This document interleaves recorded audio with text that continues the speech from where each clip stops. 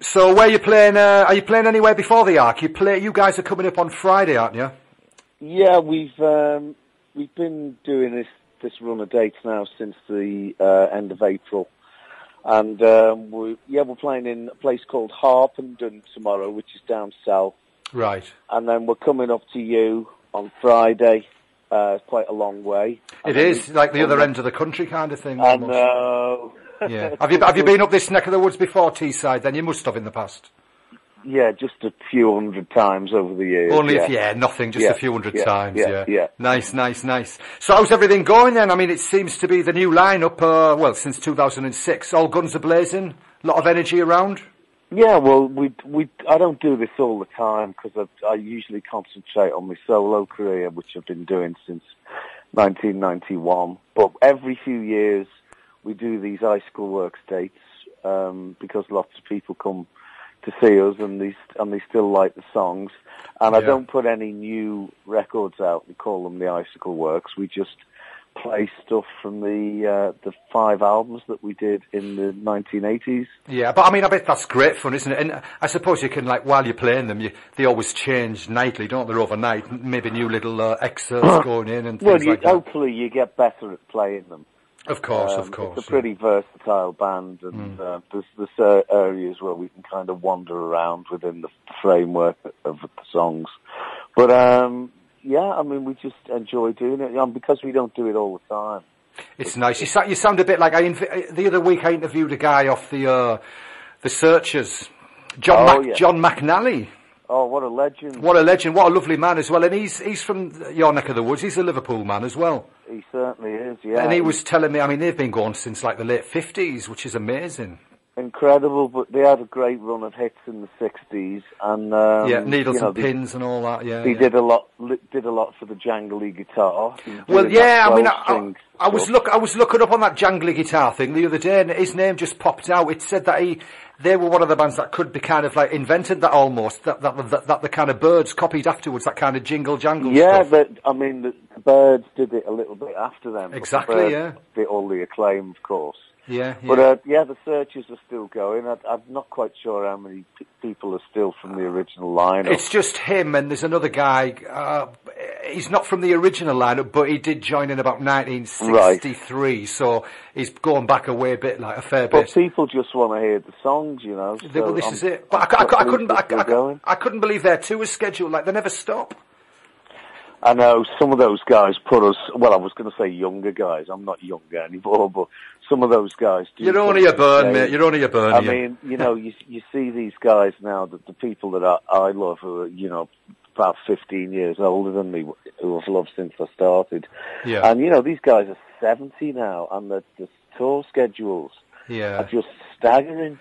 I mean, I suppose it's like what he said. It's in the blood, isn't it? You either love it or you don't. You either do it or you don't. I would imagine it'd be very difficult to stop. Yeah. Exactly. I mean, I think a lot of them stop only if they can't do it anymore. Exactly. Because I mean, what you do, you say, oh well, that's it. I was reading that Status Quo are planning on hanging it up this year, and I'm just thinking to myself, why? Those guys, I mean, they're saying it's painful for them to do the shows because there's a lot of energy required, and they're sort of cracking on to 70 now. But I think when those guys, take all their equipment home and everything's locked up and they're sitting at home watching Loose Women, I think they're going to be thinking, what the hell? Yeah, what the hell am I doing? What the hell am I doing? You do it till you drop, Of course you do. I mean, music's forever, isn't it? It's like any art, you love it, you do it. You guys started out then way back in the late 70s, early 90s? Early 80s, sorry. We started... we did Icicle Works did our first gig in about 1981. In fact, it was 1981. Completely different scene back then compared to today, yeah? The music scene. I mean, there wasn't any internet. No, of course, yeah. There was, there was nothing on, there was 3 channels on TV. Yeah. There was the radio, there was football, and that was about it. And how did you guys start off then? What was it, just playing the club scene kind of thing, just building yourself up? Well, when in the 70s, I started playing music when I was 14, right. And I was in like cabaret bands that did working men's clubs. Yeah. We played all like the top 40 hits of the day and stuff, and I did that Brilliant. for about 5 years. And then I realised that, you know, unless you start writing your own songs and trying to do something original, you're going to kind of end up like the Barron Knights. Exactly. I mean, all the copying and stuff, I suppose it's a great framework to actually, you know, learn your skills and everything. It's a good way to learn your skills and learn your stagecraft. Of course, and all that kind of stuff. But then you have to start writing. And did the writing come easy for you, or did you have to work at it, or was it just? Yeah, you write a lot of songs that aren't very good before you start to get any good ones. Yeah. But you know, we got a deal in 1982 for a single, and that did really well in the indie charts. And then from that, we got an album deal, and it just went on from there. But it seemed like, you know, we were together a long time, but looking back on it now, it was just, we were together for 5 years. I suppose then when you're very young though, it's like when I was a little kid in the 6 weeks holidays at school, when you're having a good time and you're young, time seems to last forever, doesn't it? Absolutely. So I mean, Ian, who would be your big inspirations, the people that have blown your mind in the music, music game? The first thing that really got me when I was a kid was I was really into Mark Bolan. Right, yeah. And that was kind of like my entry point. Up to that point, until I was about 12 or 13, I thought pop music was silly. You know, I just heard it coming out the radio. It was like, last night I heard my mama singing a song. Yeah, that kind of, yeah. And I just thought it was daft. And then when I heard something with a bit more...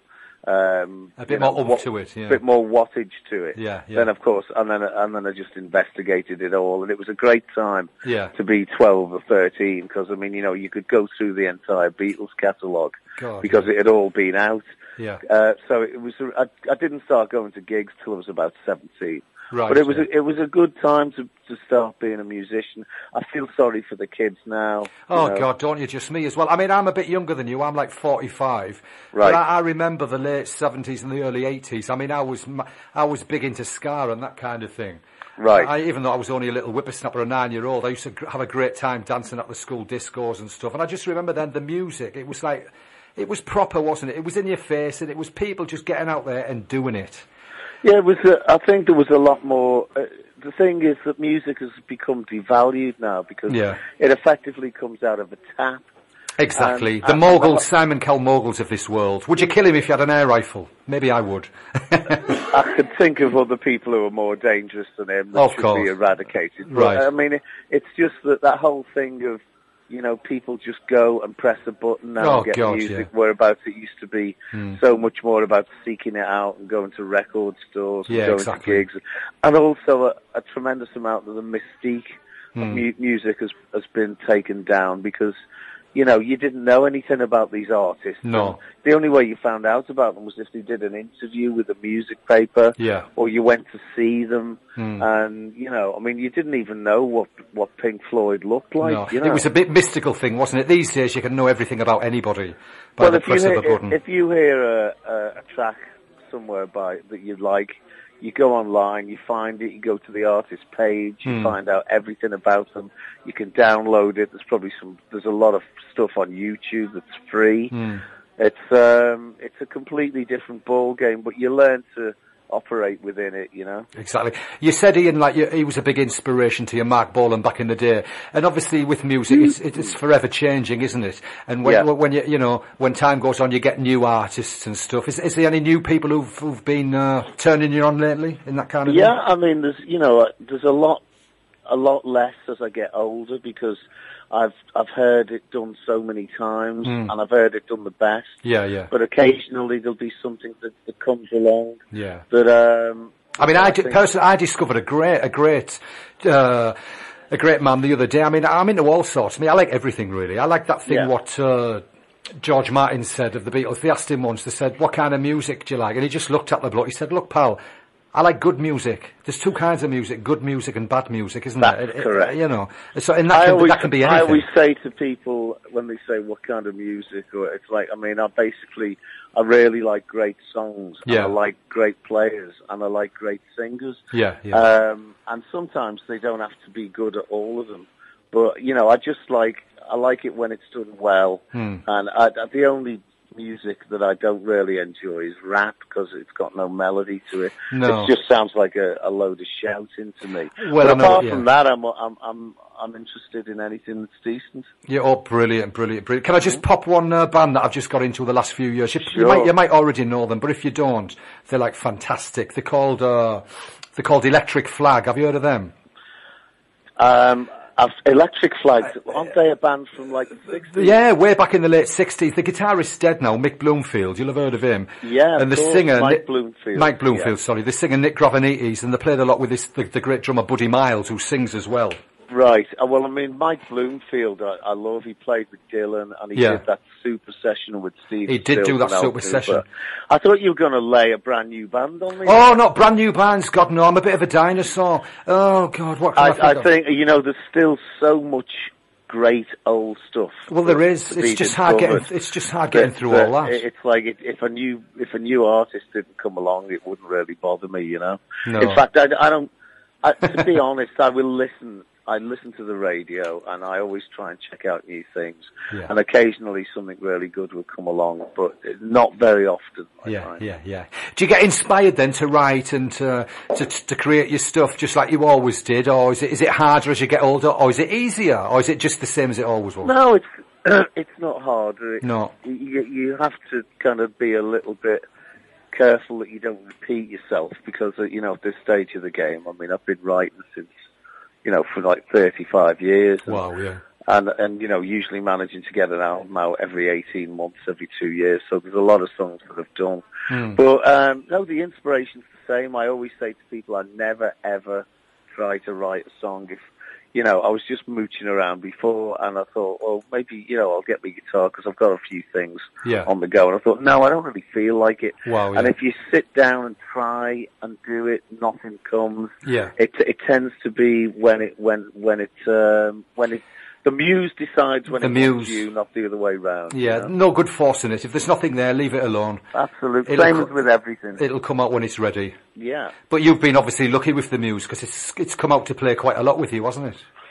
It doesn't do that with everybody, does it? No, I mean, I did. There's been maybe one or two times over the years when I've thought I've had writer's block, but it's because I'm really forced into a situation where I've got to write something, and it kind of just brings all the shutters down. There's the tear in the time-space continuum seals, Wow, God, that sounded good. I just let it come when it wants to, and I don't worry if it doesn't come.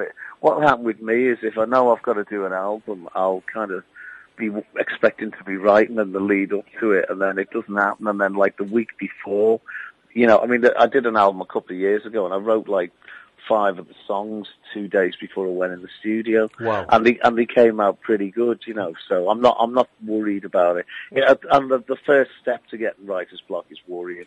Yeah, exactly. Just creating your own stress, digging your own hole, I suppose. Yeah. So where are you again tonight? You said you're down south somewhere. Sorry. Is this? I take it you're recording this. Yeah, but no worries. Say what you want. Not what you want, but it's. The venue is it's Stockton Arts Centre. Stockton Arc, that's on Friday, isn't it? Yes, it's on Friday. Stockton Arts Centre. It's Stockton Arc, yeah. It's a nice little building, actually. It's a nice building if you've never been there before. It's new. It's about 20 years old. No, we haven't played there. And there's a great panoramic on the second floor. It's all glass. Very nice. It's like beautiful. Well, we look forward to it. And we hope as many people will come down to see it. We play there's no support. We do 2 sets. You do 2 sets? First set's about an hour and a quarter. The second set's about an hour and a half. So it's a long night. And we go on early as well. We usually go on between 7:45 and 8 p.m. So get down early if you come in. Yeah. So what time does it all kick off then? Actually, we've got it on the internet. I don't suppose there'd be any chance of a few tickets for the radio station. That's no problem at all. Really? Oh, that'd be fantastic. Yeah. They tell me not to ask. Me to leave them under. Well, they tell me not to ask, but you seem such a nice guy. I thought I would. I suppose you could just leave a couple of tickets. You could just leave them under just the name Radio Ignition. I'll do that, no problem at all. And that would be fantastic. And whoever wants to come, I think I'll probably come down, definitely. Okay, I'd definitely like to hear you. Ian, thanks very much for letting me do the interview. Oh, Ian, it's been an absolute pleasure. Thank you so much. And you give me a bit of inspiration, because I'm a musician as well, but not as successful as you. But the way you said about keep plugging away and things like that, yeah, you've got me in the zone, man. Never stop, never stop. So I'll make sure there's 2 tickets for Radio Ignition on the door. Ian, you are a star. Thank you so much. Sir. Hey, good luck, and I'll see you Friday. Thanks, bye-bye. Okay, bye-bye, mate. Cheers.